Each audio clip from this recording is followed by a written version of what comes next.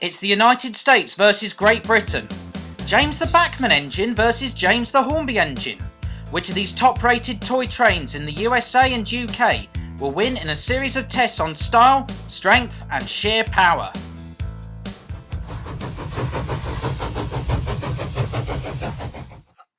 The two models both utilise the standard packaging for their ranges. The Hornby packaging, as shown previously, stacks easily on shelves, and the Bachmann packaging allows easy visual examination of the models. With the two models side by side, there is a clear difference in size. Not unexpectedly, the Hornby James is the larger of the two models. Both models come with separately fitted items such as buffers, whistles and lamp irons. I have seen many videos where Hornby James models are fitted with strange looking lamp irons, and upon opening my model, discovered why. All the lamp irons on the other models were fitted upside down. They should in fact be pushed from underneath the running plate, as shown here. As said in previous videos, Hornby's aim was to produce the Thomas range as close to the actual engines, and Bachmann's was to replicate the models used originally in the television series. The Hornby James is based on the old Triumph 3MT model, and this can be seen from the barely noticeable seam across the smokebox, where the face and running plate extension were designed into the old tooling. The Bachmann model is an all-new tooling and recaptures the look of the television series model reasonably well, in all but the face area. This is, however, not the only problem the Bachmann model has, or should I say, had. If you look carefully at my model, you will notice that it is not a standard Bachmann model. I have in fact painted the strip of smokebox that Bachmann leaves off their James models, along with the normally light grey driving wheels, pony truck and tender wheels and axle boxes. For a model which otherwise gets the shapes and proportions right, this level of repainting, which was needed to make the model look more like the character, was frankly unacceptable, especially when you consider its price, which we'll cover later. The two models have totally different motor drives. The Bachmann James is loco drive, and the motor sits under the boiler. The Hornby James has the motor in the tender, and the loco is unpowered. The tender coupling for the Hornby James is very sturdy, especially when compared to the flimsy plastic bar of the Bachmann James. The Hornby and Bachmann James faces are both a little out of proportion, and strange in their own ways. I would say the Hornby James is closer to the look of the TV series model in design, but not by much. Both are poor when compared to the Hornby Thomas and Percy models. On the front of the Bachmann model, the lack of a tension lock coupling is disappointing, but not unexpected. The Hornby James does have a tension lock coupling on the front, but it is very large and actually makes the front end look rather odd. It is also not detachable. The difference between the tender and tank engines of the series is largely to do with the perception of their types. Although in real life tender engines would pull trains with their tenders facing the direction of travel, as demonstrated by the Hornby James here, in the Thomas and Friends television series this is not seen very often, and for the most part fans will run their tender engines in the forward position only. So on that basis, the lack of a coupling on the Bachmann James is not as big an issue as on the Bachmann Thomas and Percy models.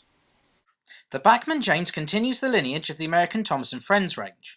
While in motion, a clever gear mechanism makes the eyes move from side to side, adding life to the model. However, the Hornby model has a nicely detailed cab and tender, including the handbrake for the tender and the regulator on the boiler backhead. The Bachmann model's cab is a non-existent black block, hiding the motor. It's a real shame that it can't fit a crew on here or on the tender footplate like the Hornby model can. Overall, the Hornby model has better detail, marking it out as closer to being a model of a real steam engine, but on that basis the relative plainness of the Bachmann James makes it closer to the TV series character. I would have been happier with the Bachmann James if not for the vast amounts of repainting, which is a big thumbs down in my books. You don't buy a toy train to then have to repaint most of it to get it looking right. The Hornby James surprised me as I had seen photographs of it prior to making this review, and thought it looked rather poor in overall look. In the flesh, it's a well-crafted model train with perfect livery application. It's a stunner, a real quality model.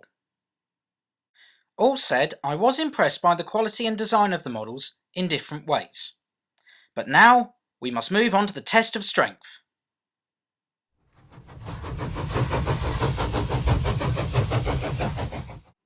Each model has to pull a train of coaches. the standard coach being used for this test, the ubiquitous Hornby Mark I coach. The weight of one Hornby Mark I coach is 5 ounces, roughly 140 grams. To make things fair in these reviews for the tender engines of the two ranges, I will weigh only the portions of the models which actually make the model move.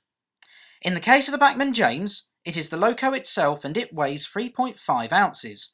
That's dead on 100 grams. The Hornby James gains its power from the motor in the tender, and its weight was 7 ounces, that's 200 grams and double that of the Bachmann James. Notice that the Hornby James has a set of traction tyres, one on a single wheel of the outside powered axles.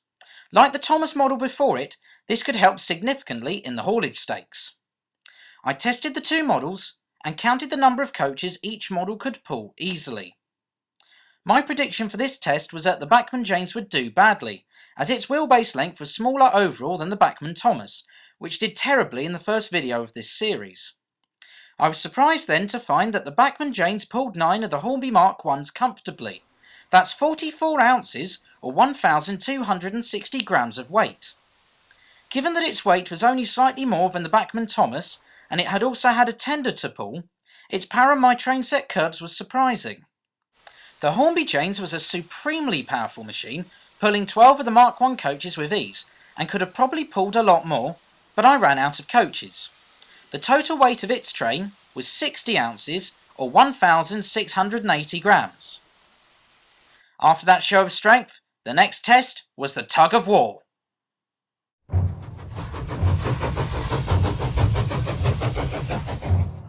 The tug of war involves a specially made double track line, where the two locos would pull and push against each other to see which was stronger.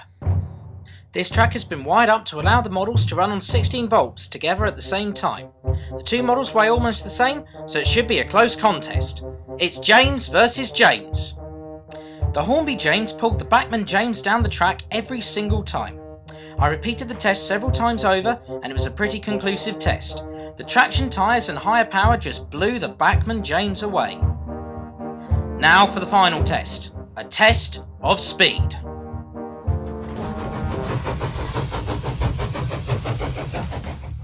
The time trial test consists of a race around the Copley Hill circuit, a generic train set oval. Each James will be timed speeding around the Copley Hill circuit, the winner putting in the fastest time. First up is the Bachmann James, and he's away!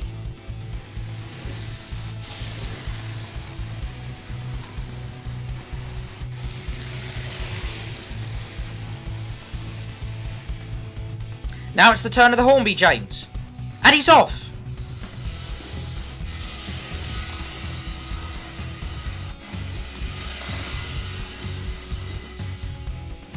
Now for the times. The Bachmann James completed the circuit in 8.5 seconds. The Hornby James did it in 7.1 seconds. So the current leaderboard is as follows. It doesn't look like anything, but a smaller, faster tank engine is going to knock Percy off the top of the leaderboard. We move on now to the recommended retail price of the two models for 2011.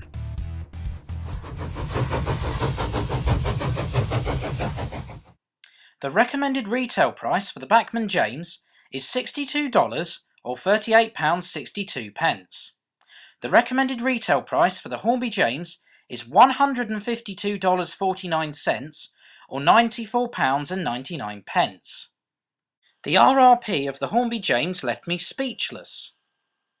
For example, the latest Hornby Railroad Black 5 at a recommended retail price of $112.36 or £69.99 is far better value and quality than the James loco.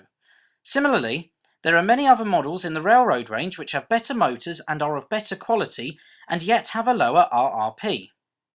The Bachmann James may be inferior in overall quality, but the pricing matches the model better than the Hornby James, which in my opinion is significantly overpriced. Parents will think carefully about which to buy, and cost against quality is sure to be a factor in choosing the right model for their offspring. Until next time, thank you for watching.